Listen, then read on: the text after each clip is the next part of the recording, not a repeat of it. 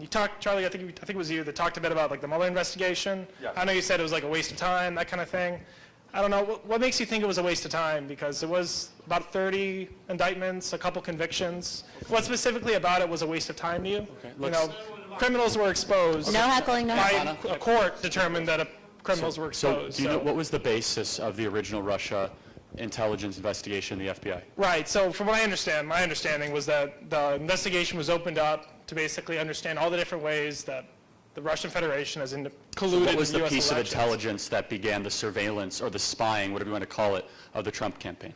No idea. Okay, but so yeah. it was a dossier Right. that was funded by the Democrat National Committee and the Hillary Clinton campaign, constructed by an opposition research firm called Fusion GPS. The dossier has been disproven and debunked to have so many inaccuracies and misleading facts and information. So that was put in front of a FISA judge. For those of you that don't know what a FISA judge is, that is giving permission for the United States government to surveil its own citizens. Now, there were 3 members of the Trump campaign that were former individuals at highest level of national security: Chris Christie, Rudy Giuliani, and Lieutenant General Michael Flynn.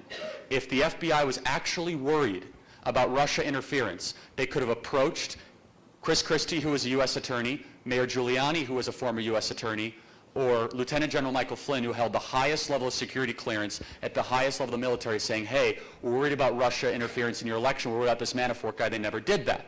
Instead, they illegally surveilled and spied on the Trump campaign. So fast forward to April or May, where the actual Mueller investigation began.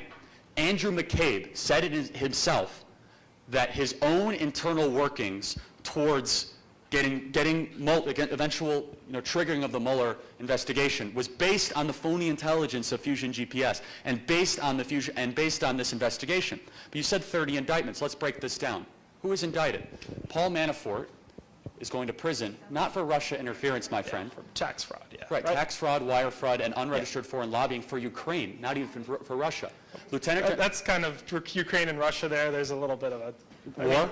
Well, there's a war. The war, yes, but like, keep in mind, yeah. I mean, saying that it's not, as a fair point, I think it's not to say that there isn't a connection. I can see where you're coming from there. Yeah. I understand. There's a lot of cross-nationality there. It's really tough to... Sure. Yeah. So the second major indictment was George Papadopoulos, who lied under oath to the FBI. No Russian interference, no Russian connection. Okay. Also, the third, which is the most famous, is Lieutenant General Michael Flynn, who, again, is indicted for a process crime and was indicted not for Russian collusion, but for not filling out his paperwork properly for the incoming president to become National Security Council advisor for unregistered foreign lobbying for the Turkish government. Okay? The fourth person who was indicted was the former attorney to the president, Michael Cohen, who we have on the record now lying at least 15 times to Congress under 2 separate testimonies. Now, he was not indicted for Russian collusion. He was not indicted for interference. He was indicted for taxi medallion fraud, tax fraud, and wire fraud. Now, those are the 4 Americans so far. There might be more. There probably won't be. Actually, the 5th. I'm sorry. There was a 5th. Obama's White House counsel was just recently indicted. Yeah, that's true, yeah. I'm sorry. In the last week, for unregistered foreign lobbying, taking a $4 million wire transfer that was laundered through Cyprus, for, again, with Paul Manafort essentially being the lawyer on file. His criminal trial is still pending. He has pleaded innocent. Those are the 5 major Americans. Now, you said 30 indictments. The rest of them are foreign Russian citizens that we could indict the entire country of Russia for essentially colluding against America, because every day the whole country is registered as a foreign adversary. So we just picked 25 people that were running Russian troll farms.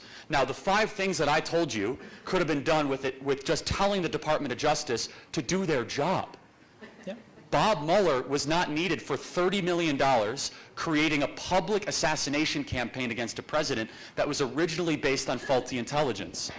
And so, I think you and I can agree that doing that for 2 years and exacerbating this Russian narrative, where Congressman Adam Schiff, chairman of the House Intelligence Committee, now said there has yet to be released evidence that is material of Russian collusion against the Trump campaign. We're still waiting for what that is. There are 1,800 articles amongst the 4 major newspapers in America: USA Today, the Washington Post, the LA Times, and the New York Times. 1,800 articles alluding or directly connecting Donald Trump and the Trump campaign to committing treason with a foreign adversary. You got to ask the question, was it really necessary to hijack our whole public narrative for 2 years using $30 million of U.S. taxpayer to go after 5 people, none of which committed Russian collusion at all, instead had their own personal crimes that they committed? I believe it was a public assassination campaign that we paid for that now Donald Trump has rose up against and it's triumphed over.